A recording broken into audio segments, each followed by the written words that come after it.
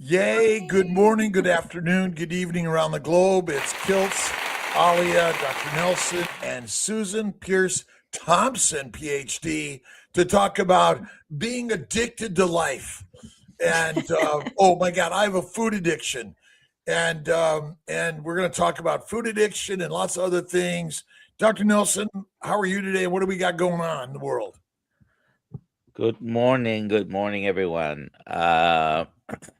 We got a few things. Do you have any announcements, Alia? Sure. So April has begun as of yesterday, and Dr. Kiltz and I have talked, and we did some deep thinking. And the course price, we were going to increase it to $997 for the Kiltz Health coaching course, but really we want accessibility for everybody, and that's Dr. Kiltz's dream, is that everybody goes through the course and becomes a coach, right? And so the price will remain $497. We are enrolling April cohort still. It's a discount. Everyone loves a discount, right? I mean, $1,000 value for $400-500, right?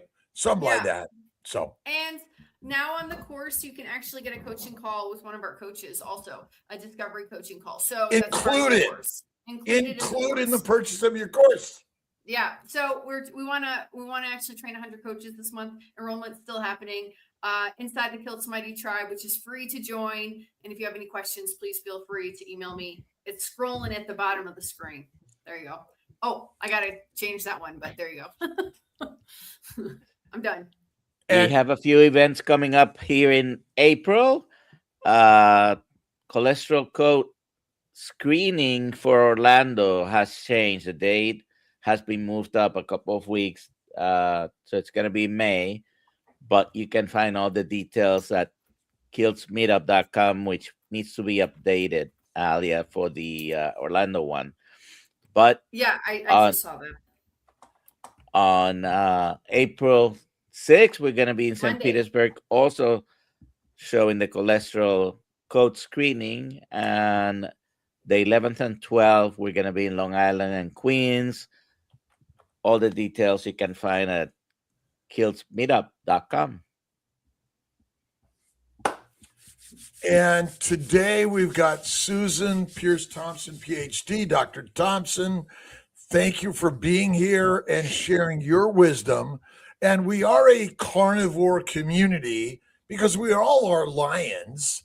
Now, whether or not we eat like that might be another story, or live like that. But we're here just to share stories because stories are what matter. And science, I call it data doo-doo.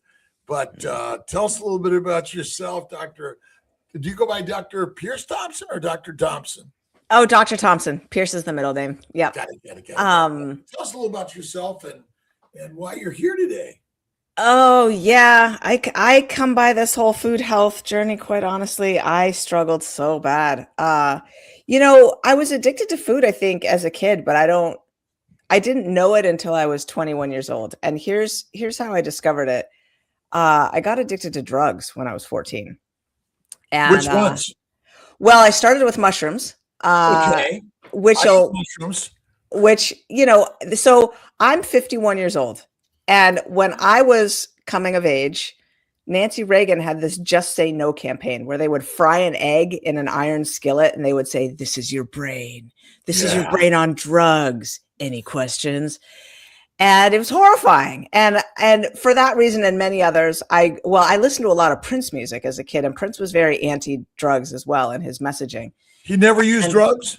No, he was not a drug addict until I always say he died of wearing high heels, because his back pain and hip pain was so bad toward the end of his life, jumping off of platforms in high heels, that he ended up getting hooked on opiates later in life medicinally. But no, he was not a drug user his whole life. Anyway, so I was a non-drug user, and then I did mushrooms at a concert one night when I was 14. And really what happened was my little 14-year-old brain said, "Oh, drugs aren't bad. They're good." I had a full spiritual, psychedelic, mind-opening experience, and I loved it.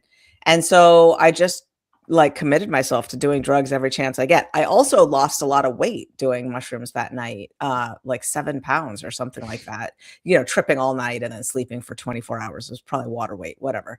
But anyway, so ultimately I found speed, which solved my weight problem, my food problem, and made me feel like I could conquer the universe. But I got super hooked on that, and then cocaine, and then crack cocaine, and then prostitution. Dropped out of high school. Spent quite a bit of time on the streets in San Francisco. Good for you. And well, it got dark. And on my 20th, just after my 20th birthday, I had a moment of clarity, and I got out of that crack house, and I ended up getting clean and sober that night. And How long? I had a drink or a drug in 30. No, what age? No, what age did you trip over the gospel of clarity? 20. 20. Yeah. Okay. I did not have a drink on my 21st birthday. Yeah. And keep going, please. Well, what happened was the addiction just transferred right over to food. Suddenly I was going to 12-step meetings, learning how to be clean and sober, and then going to Taco Bell and eating 4 Taco Supremes, and going to 7-Eleven and getting 2 pints of ice cream, and going to Safeway and getting, a box of pasta, and, a packet of English muffins, and, just going home and mowing down all this food, making cookie dough. Cookie dough became my favorite snack. And so I started binging on food the way I used to smoke crack. Basically, I just realized this is not, I'm not really eating. This isn't eating. I'm using. This feels like being in the crack house. So I was 21 years old, and I knew I was a food addict. I could see it very clearly, but I didn't know what to do about it, because you can't abstain from food, right? But you can abstain from sugar and flour, because you have to eat to live, but you don't have to eat donuts to live, right? So You're good. You could eat donuts, but yeah. So anyway, so that's my story. I knew I was a food addict at the age of 21, and it took me till 28 to stop eating sugar and flour completely, to figure out that it was really the refined carbohydrates, the sugar and flour, that were drugs. They were literally impacting my brain like drugs. So that's my story. Well, are we? So we label ourselves addicted, when in fact we're just in a world of marketing addictions, and there's nothing wrong with us, because the brain wants you to be fat and not skinny, because famines are on their way. And in fact, the sweetness and all the drugs are part of probably what we consumed in the wild 50 million years ago, because it kept us going for the only thing that matters, food and reproduction. And so what if our paradigm and our story is completely wrong? And that's how I found Carnivore World, because I finally realized that I was just eating the wrong shit. When you stopped eating the drugs, which come from what? Plants or animals? Well, originally plants. Yeah. Plants. You're right. The plants are the drugs. All the drugs come from plants. That's right. And so, which is better for us health-wise, a plant-centric diet or an animal-centric diet? You're asking me? I'm just throwing it out there for like anyone. Like I mean, it could be Michael Pregler. The best thing that ever happened to my father, he spent a year in jail. And the best thing happened to me is almost going to jail. Huh. And ultimately, these are our suffering stories. Yeah. Because we're not going to fix anyone. They've got to fix themselves, and they must suffer and fall, because we're not going to prevent anyone from suffering. We're just, I like that philosophy. I mean, for me, the best thing that ever happened to me was hitting bottom on crack cocaine, for sure. I mean, the best thing that ever happened in my life. But I don't know if we've hit bottom yet. We don't know that. I was just throwing out stupid shit. But you're right. Look at, and that's, I mean, definitely did. You might not know if you hit bottom. I know that I hit bottom. I know what bottom feels like.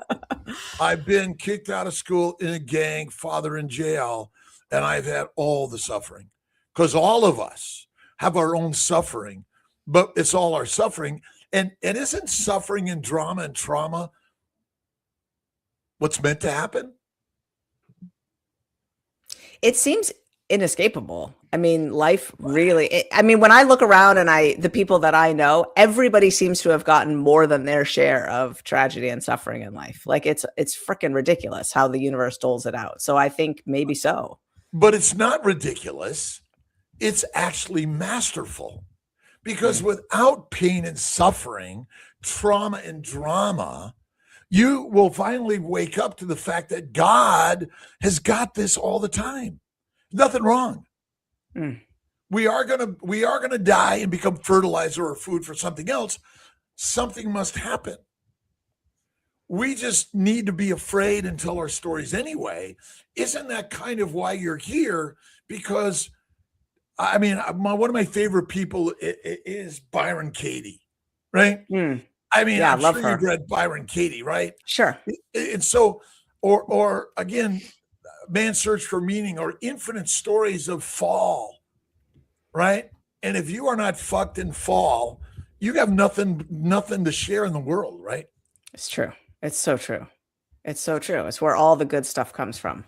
And so, like, yeah. I don't particularly use or like the word addiction because it connotes a negative, when in fact there is nothing negative about who and what you were or who and what you are, because all of it works in some perfect nature of you becoming. But do you have to deny the reality of the challenge to celebrate the good that is likely to come from it? Like, to me, addiction exists. Like, it's very, very clear to me that addiction is real. Story. Only a story. And that's the beauty of these stories. Pick your story. Pick your story. Again, it's your story. But without those things that I suffered from, I would not know and become the person I am. And the stories of the people that did. And so who creates everything? God does. God is here for our suffering, but it's not a bad thing. It's actually the best thing. Because without it, we wouldn't have the art, the stories, the magic of our lives. Yeah. And so totally rather agree. than a negative, because what he gave us was love and forgiveness. Love and forgiveness of everything. Because as long as you hold on to this label that I am lost and I'm a failure, you will live that until you realize the dude is telling you a story.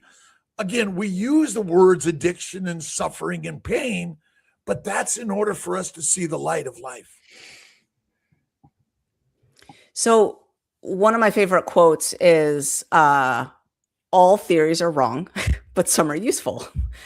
And I think that the addiction construct is super useful, or has been for me. And I embrace that label. Like, I am an addict, not as a pejorative. Let me finish. Not as a pejorative, but as an empowering rationale for living in recovery. Because what I find, and this is what I find in people that I help abstain from sugar and flour, unless they embrace that they're really addicted to those things, they typically don't have the motivation to do what it actually takes to abstain from eating them entirely.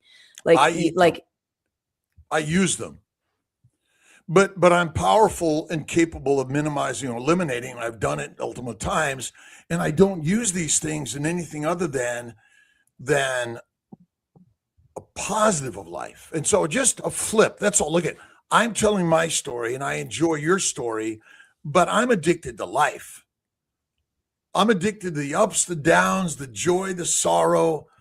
And ultimately, so that's a total bastardization of the word addiction. Addiction is an enthusiastic lots of. Addiction is hurting yourself with tears running down your face, not able to stop, like trying to stop over and over, and you can't. That's addiction. You can, because you have, and you've done it, because you are powerful.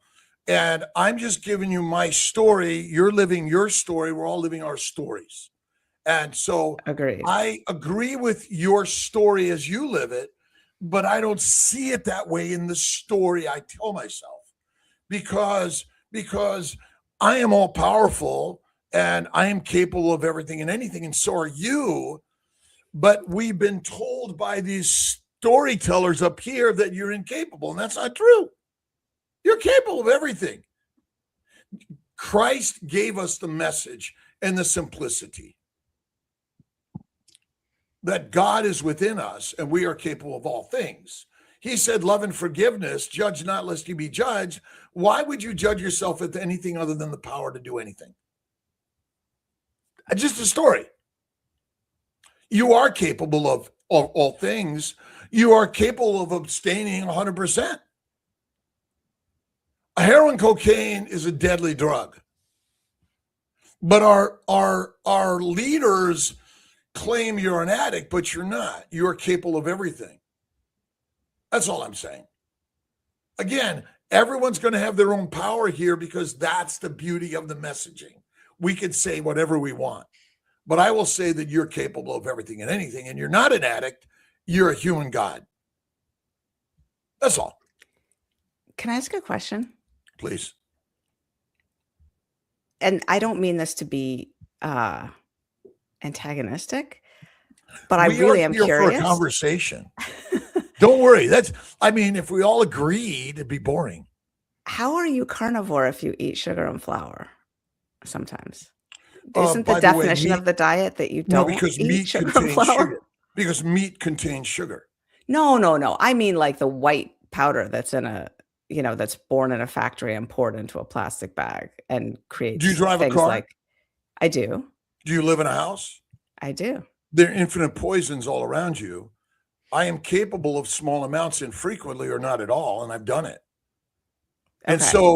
so ultimately the real killers are the thinking we live with rather than the environment that you live in. So the inside world is really the killer, not the outside world. So how would you define the carnivore diet? Animal centric. And so rare to raw fatty meat, one meal a day or less, is like the radical. But you don't have to be radical. You can eat a potato, a tomato, rice, pasta, or bread. Are they good for you, or are you capable of eating small amounts sometimes and you will likely be fine? Of course. And so again, we're looking for perfect strictness and never wandering away, correct? But we're humans. We drive cars, we live with human beings, oh my God, I'm drinking coffee today. I went 2.5 years, no coffee. I was fine. I'm capable of no alcohol. I don't smoke marijuana, use drugs, but if I did, I'm not going to label it as good or bad, but I do keep my body as clean as possible. But I also live in a world of a lot of conflicting ideas. I mean, are plants good for you? I mean, at some times, in some ways, depends on, like some aloe on your skin if you've got a sunburn. I don't know. Like, Well, depends on the context. Do we make alcohol in our guts? I don't know. Do we? Yes, we do. Yeah. Autobreury syndrome. That almost everyone makes alcohol from the microbes that are fermenting amino acids from proteins, lean meat, and sugars from mostly plants and fiber. Mm-hmm. And so ultimately, there are more drugs in the plant diet we eat than there are in the heroin that you might consume infrequently in small amounts, although it's more likely to kill you and control you anyway. And so, I don't know, we make up labels and descriptions. Maybe DoctorNelson could comment on this. I mean, we consider a carnivore 90% meat eaters or 10% not. Some people then we go 70%. But these are our labels. Like a lion, does a lion ever eat grass? I think Yes, lions. sometimes they do. Yeah. But do they eat it because it's good for them or it'll help them vomit and clean out their gut? Or a dog or a cat does that, maybe. But when they eat the gut, when they eat the animal whole, are they getting plant materials from the digestive system that they've probably eaten a little bit, right? And so, but we are interested in the conversation of addiction, by the way. I'm not here conflicting against this word or this idea. We are living in an addictive environment, and becoming strong and capable of minimizing and or preferably eliminating is what we really want to do. Yeah, I agree. And one of the things about addiction is that it's this peculiar warping of the brain where small inputs can create huge outcomes. You know, for someone who's been really, really addicted to alcohol and developed advanced late-stage alcoholism, small amounts of alcohol after a period of sobriety can have very large effects that they would not have on a body that never developed late stage alcoholism. And so the reality can be that in terms of ease, in terms of success, in terms of having the life we want to have, for some people, no sugar and no flour is way easier and way more effective than small amounts of sugar and flour. Because for some people, when they eat a cookie or a piece of pizza, they find themselves never able or almost never able to stick with that. They have, way more than they intended. But when we and they use the fall word down a slippery never, slope. that's assuming they're dead or they're dying. Again, the secret and the thoughts or things are ideas to instill, and faith is the most powerful concept, because human beings are capable of everything and anything. But too many people could die of non-alcoholic fatty liver disease. Yeah. What is non-alcoholic fatty liver disease? It's a disease of eating too much sugar, basically. It's a actual plant-based alcohol-producing gut. Because plants are fermentable. And it's the one site that we're missing in this that ultimately, and again, it's why carnivore. I'm 70 years young. I went carnivore at 55. Before that, I was keto, paleo, Atkins in my approach. And it changed my life when I first understood the power of the mind. That was number one. But then when I discovered carnivore, I was like, oh shit. And again, we don't need to admit we're an addict, although, hey, I got a problem. Yeah, I got it. Now we're seeking, right? We're all seeking ideas and answers from people like yourself, which I highly recommend, by the way, Dr. Thompson's work. But I'm just talking a story at a level that I have found through the mindset. And whether you're a carnivore or an herbivore or an omnivore, all things are possible through, I believe, the concepts and ideas of Christ-based teachings, which are basically thoughts and mindset ideas. And the science, though, is powerful, because fatty meat suppresses the microbes in the gut, and there's no toxins in fatty meat because latex and small amounts of opiates are in plants. And many people die, and I've seen too many people die or suffer from a plant-centric low animal fat diet, that I think it's the game changer, along with the understanding the power of the mindset. And just a different level. That's all. Now, again, not a better level, a different level. It's like we're at different, levels of wherever we're at. We're all sharing a conversation. We're not here to agree. It's better sometimes to disagree so we can all dig deeper into what you mean and I mean. That's the beauty of it. We're all agreeing. It's boring as shit. Catholics don't agree. Jews don't agree. Muslims don't agree, right? And neither do carnivores, herbivores, and omnivores. It is true. It is true. So tell us what your primary place of sharing your story, and how have you seen people heal from claiming their addiction and moving to a new level? So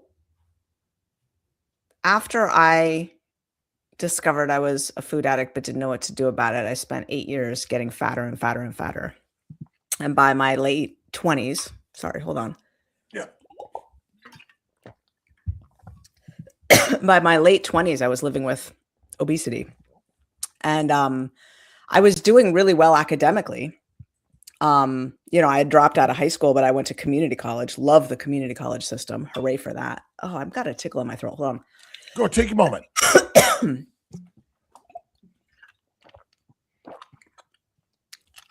I had a cough drop waiting because I thought this might happen. It happened to me yesterday too.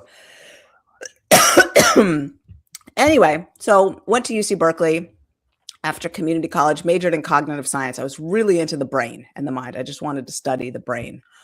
Got a PhD in brain and cognitive sciences, became a psychology professor. And I was 28 years old. I was just finishing up my PhD. And someone taught me how to not eat sugar, not eat flour. And my whole life changed. I lost all my weight really fast as soon as I stopped eating those foods. And moved to Australia, did a 2-year postdoc, came back and became a psychology professor.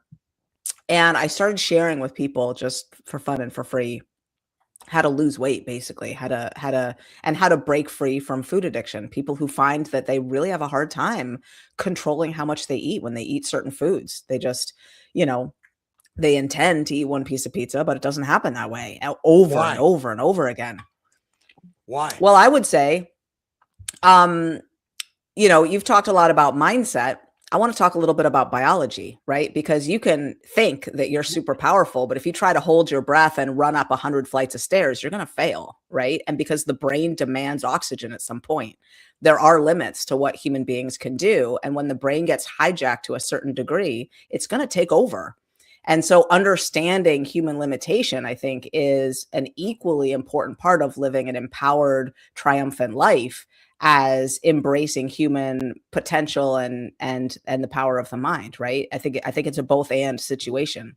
So what happens is biology to get fat, or is it pathology to get fat? Pathology, I don't know what you mean in this case by pathology. Would you say addiction is a pathologic state? I would say addiction is a disease. Is that what you mean by a pathologic that's pathology. State? Yeah. Pathology is, but what if? Yeah. What if it's a part of the brain that's been hijacked that you can sort of point to and say right there, that is the cause in the brain of behaviors that are maladaptive, that are hurting somebody, that they don't want to be demonstrating, right? And we know exactly why it's happening. It's in the nucleus accumbens.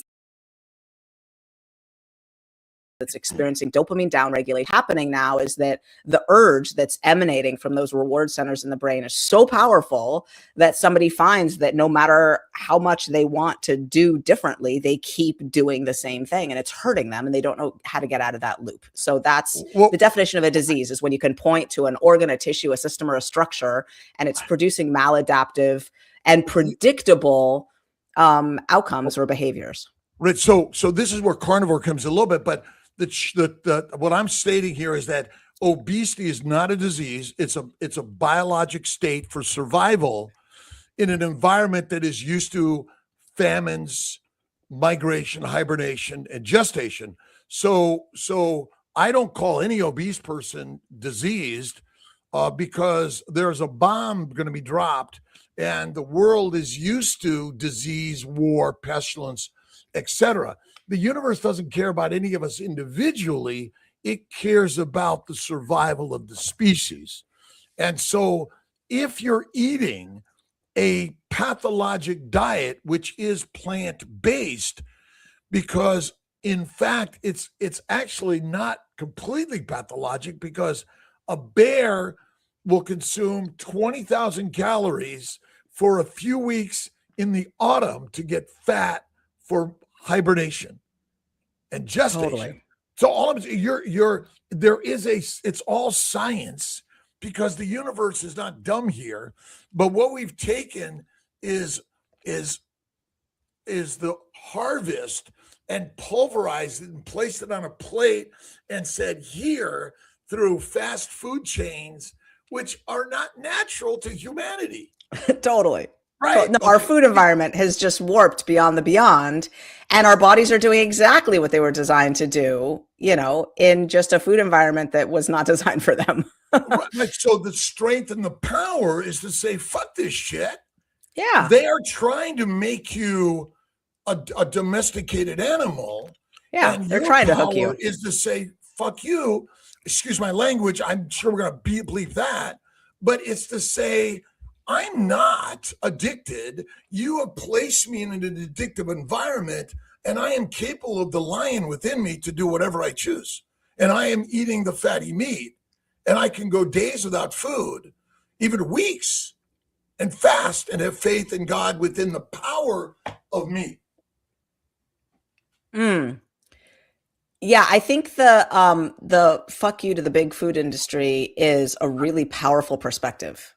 I think it's again, really helpful to say, like, no, you're not doing this to me. I see right through your game. I know you're putting people in fMRI machines and studying how the nucleus accumbens lights up to these foods and these commercials, and I'm not doing it. I'm not being your patsy. Well, that's the whole point. I am a God. I am capable of everything and anything, the word game, because every thought has a molecular structure to every cell and beyond.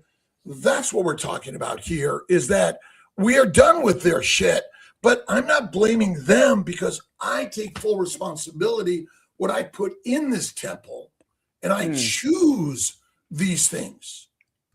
That's all. That's a place where you and I have a lot of overlap. I teach my community. The reality is we're not changing the food system likely, in the near term, right? Like ultra processed foods, have utterly revolutionized human food system, because you can manufacture one thing in one location that's so shelf stable in a plastic bag, and it can be shipped anywhere in the world, and it can survive for months and years and decades without alteration. And it's just too expensive to manufacture things or to make them, homemade in small batches, and only distribute them to the towns that are right around you. Like, food systems are not going back to the way that they used to be. And so we need to take responsibility for taking care of our health and our well-being in the food system that we currently have. Like, it's a very empowered position, I think, to say, I'm not at fault here, but I am responsible. Like, my well-being and my health depends on my actions and my responses to the food environment that I live in. And ultimately, I don't blame anyone for my life except that dude called God. And so when you accept full responsibility of the power you have within you, that's the game changer. And really, that's what we're all here to do, is take control and power. And that's why the reading and listening to your stories and all the stories of every person here will change the universe. Mm-hmm. And again, to me, carnivore is our ancient evolution, because there are no poisons to the fatty raw meat, organ meats. And fat is actually the most amazing thing to eat and to store on your body. And when that bomb drops, or you're sick and you can't eat for weeks, you better have plenty of fat on your body. So are you looking to gain weight?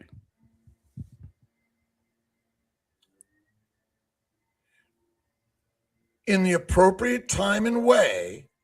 But again, if you eat the proper human dietary state, which is basically animal-centric, fat-centric, you'll be healthier than ever. But if you don't care, if you're an anorexic or cachectic, or again, being skinny no other animal tries to be. There is no BMI. It's all bullshit. It's something I've definitely noticed. I look out my window here. I live in a very nature rich area, and animals are never fat. I haven't ever seen a single fat deer or Well, squirrel or chipmunk. Like, if they're you're just not a never fat. If you're not a fat bear or polar bear at the right time, you're dead. Okay, Again, I guess, yeah, those are okay, exceptions. look. I don't have any of those outside my window, okay, though. any comment about obesity is wrong because it is the state of survival. Fat is never a poison. It's actually your building block and your healer, because you and I only run off fat. Sugar is never your energy. Glucose is not energy. It is a glycosylating agent. It is critical for actually every function of your body, but it's not energy. And so when we understand how the human body works, we get fat for the famine, migration, hibernation, gestation. And then, but remember, our brain is addicted to food and sex because those are the only two things that matter. But in an environment where you got to get up and go find your food, but we don't live in that world right now. You basically have a button to press and they deliver it, and they're going to deliver poison to you. That's why you go to the rancher, you go to the butcher shop, and you make sure the freezer is full of fatty meat. Butcher box. If you really want to be the healthiest person ever, if you've never done carnivore, you don't know a clear mind, because autobrewery syndrome is real. It is the most common problem I see every day. And the number of diseases have gone basically from we didn't ever have one to like there are over 150 disease labels. 1,000 disease labels. And so you're not a disease. You're not an addiction. You're a goddess and a god, and you are capable of everything. Mind is the master state of all humans. And so when you label yourself anything that they've convinced you is negative, and you need a therapist or a drug or a 12-step program, you've missed the point, in my opinion. Again, live where you're at, but I'm suggesting there is another state, and it's the state of mindset. Questions, Alia? Sure, we'll get to those in a second. I just wanted to tell Dr. Thompson, I've talked to many people who've gotten unaddicted to like alcohol and drugs just from doing a carnivore diet. And I'm curious if you tested it out on yourself, how that might work with what you teach. I'm just stating that because I've talked to many people that were alcoholics, smoking weed, and they just stopped one day because they were on a carnivore diet. It's so strange. Really? And like a carnivore diet, like a very strict, not like I'm eating some carbs sometimes, like a very strict meat only, eggs only sort of diet, and they got unaddicted. In like Really? eggs. Yeah. That's fascinating. Yeah. I just wanted to toss that out there before I start the questions. Thank you for letting me know. Yeah, you're welcome. Okay, who took that down? What Alia. What did I was getting to the questions. I just put up a post up there, really good. Oh, which one? This one? Okay, look at. We're all going to end up where? In the ground. Dead. Something's going to happen. Okay, so we're going to have this conversation. Nobody else is ever going to die of an overdose.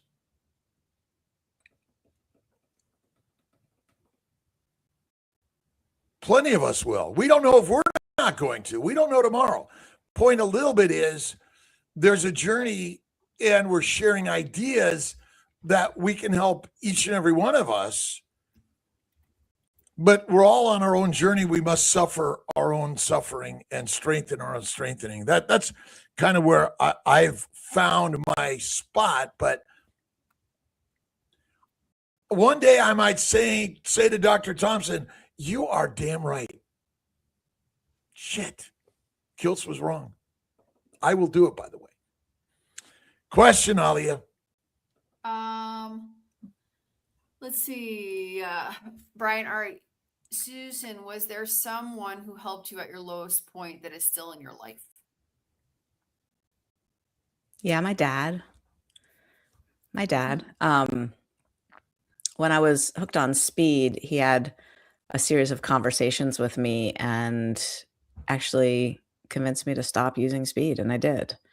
I did get hooked on cocaine and then crack after that. And he had another series of conversations with me, and I wasn't able to stop right then, but it planted seeds, I think. And my grandma had died just before I got clean. And I was prostituting myself for cocaine the night she died. I remember the night she died very vividly. It was a horrific night. And I know that her spirit came to say goodbye to me when she died.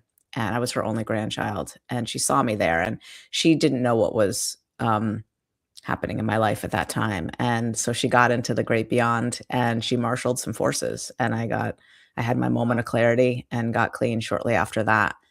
And so she's still in my life, even though she's not alive anymore. And yeah, the guy that helped me get clean went back to using and isn't around anymore. But my dad and my grandma both helped me at my bottom. Yeah. And they're still here with us because they're the stories. The biblical stories are powerful. And I talk to my parents, my brothers, my sisters, my infinites, because they are within our minds. They're our stories. And the stories you're telling and sharing are really what matters most. Another p-value to me is just another interesting story, but it's the stories that we tell. And we're sharing your stories. And your story matters. We're grateful. Next question, Alia. All right. DJ Magic Man, is sugar really an addictive substance? So Dr. Kiltz and I seem to have differing opinions on the notion of addiction. But if you think that cocaine is an addictive substance, scientific research shows that sugar is addictive just like that. So what they both do is they release a flood of dopamine in the nucleus accumbens that's way beyond the levels that you can get from naturally occurring stimuli. When you take plant substances and you refine and purify them into a fine white powder or a thick syrupy sludge like heroin or high fructose corn syrup, when you refine and purify them like that, you amplify the drug-like potential, the way that those substances hit the addiction reward centers in the brain. And that flood of dopamine, if it comes over and over and over again, like you're eating donuts or whatever every morning, that flood of dopamine affects the brain the brain is very intelligent. It says, okay, that's excessive. I mean, that's kind of nice, but it's excessive. And so what I'm going to do is I'm going to recalibrate so that my response is not so intense because I'm out of balance now, right? And so what the brain does is it thins out the dopamine receptors. It makes them less numerous and less responsive. It's called dopamine downregulation. But then what happens is you don't feel right normally. Like if you're not going to be eating donuts, a bag of chips, a muffin and a latte, like eating like that all throughout the day, you're now going to feel restless and irritable and a feeling of discomfort inside your skin if you're not getting an excessive hit of dopamine on the regular. And so that's kind of what we mean by addiction. The brain gets rewired so that it's wanting and craving more and more and more of that substance. So yes, sugar really is an addictive substance. You can look at a brain scan and see the brain that's been consuming too much of it and how the brain has been rewired, just like cocaine. When in the environment is sugar naturally most abundant? When you get some honey away from the bees? In the fall, the autumn, late summer, getting ready for winter. When the berry bushes are ripe. It's biologic that sugar is highly addictive because we're just dumb human beings that create rockets and try to go to the moon and Mars. But the universe doesn't care about that. It cares about getting fat for migration, hibernation, gestation, and that's all. And so that's where the carnivore diet comes in, because what is the carnivore diet lacking? plant sugars. It does have animal sugars, part of the glycocalyx, because they're natural and normal, and they're the most important molecule on the cell wall, actually. But yeah, we are eating, like drinking sugar and you know, drinking our calories. Like, what other animal drinks their calories?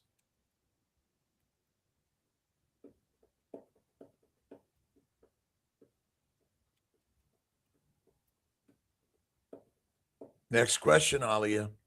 My question. Thank you. Through your research, what is more addictive, sugar or cocaine? So there's two ways to look at this question. What wires up the brain for that dopamine downregulation faster, or, you know, or what have you, or what's harder to recover from, like what's harder to kick. And if you give rats an option of sugar or cocaine, they actually prefer sugar. And they will overconsume sugar before they will overconsume cocaine. So that's illustrative. The spike in dopamine is a little bit higher in cocaine than in sugar. But what I found when I went to recover from my drug addiction was it was blissful and a relief that I had a world to return to where I wasn't seeing billboards to smoke crack cocaine. I wasn't going to work and having people offer me crack cocaine. I didn't have friends or family that were encouraging me to smoke crack cocaine. And I could basically live in a world that was free of cues to consume that substance.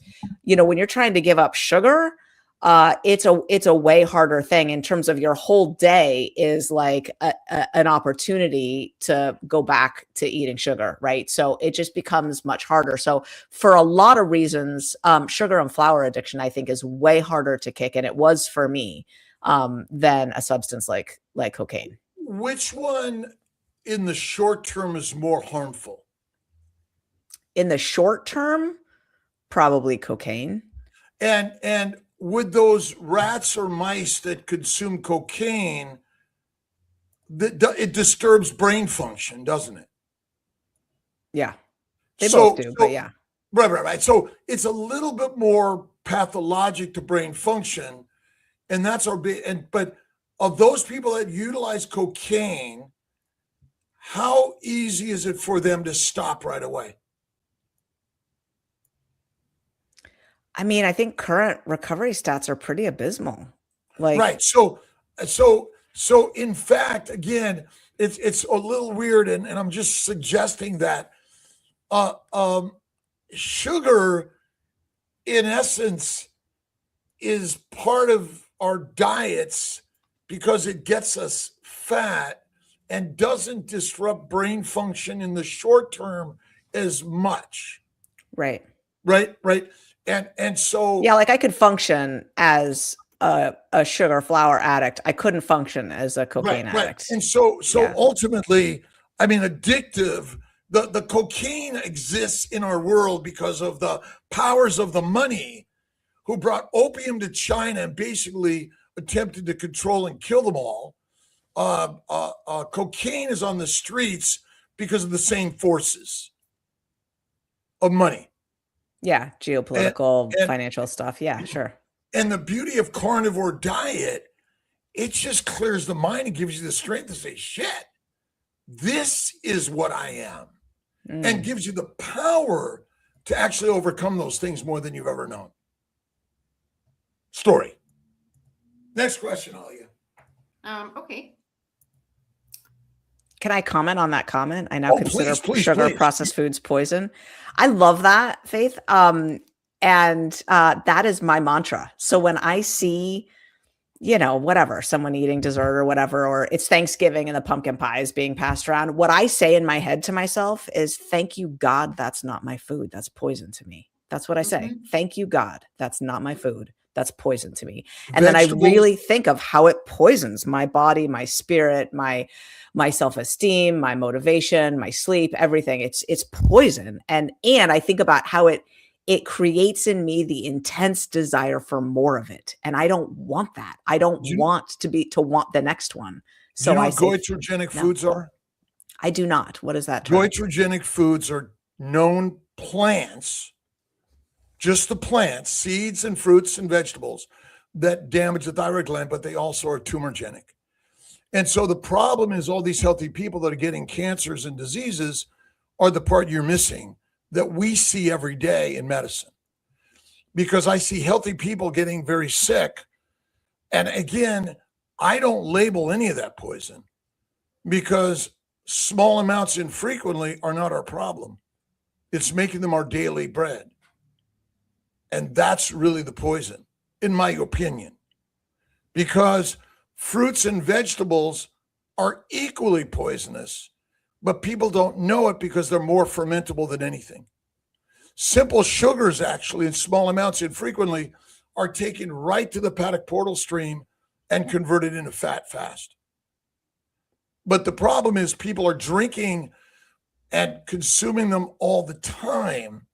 So people are consuming seeds and nuts as their health foods, or protein centric or protein smoothies, right? Which ultimately are pulverized plants that are goitrogenic or tumorigenic. That's the part that I see. I'm going to ask this question. Dr. Thompson, what nutrients does the brain need to function properly? You know, that's a great question. I don't know the answer to it. So in my PhD studies in brain and cognitive sciences, not too dissimilar from medical studies, we got zero minutes of nutrition education related to the brain. Wow. I've come to learn later that, the relationship of fat and the brain, right? The brain is a big, few pound chunk of fat, essentially. And so there's a lot of fatty acids that the brain needs to function properly. And I've learned a little bit about omega-3 and omega-6 ratios and things like that. But I'm sure the brain needs all kinds of nutrients to function properly that I am not aware of. It sounds like Dr. Kiltz wants to weigh in on this. Oh, no, you're right. Think of the brain like every other organ, system, and cell of the body. They have the same requirements. And it's obvious, actually, what they are. It's fat. It's adipose tissue. It's actually because all adipose tissue contains every mineral, vitamin, and building block and energy source of the body. Plants provide a lot of toxins that are antigenic and glycating that cause a lot of our problems. Because again, healthy people are dropping dead all the time. And that's our problem. We don't understand it. But because a bear that hibernates and gestates loses no muscle mass, no bone mass, they only lose one thing. And they use their fat. And that's why we build fat and high cholesterol, because your body wants it to protect you and help you survive and thrive. But that's really the simple answer. But it's because when Occam's razor keeps it simple, it feels more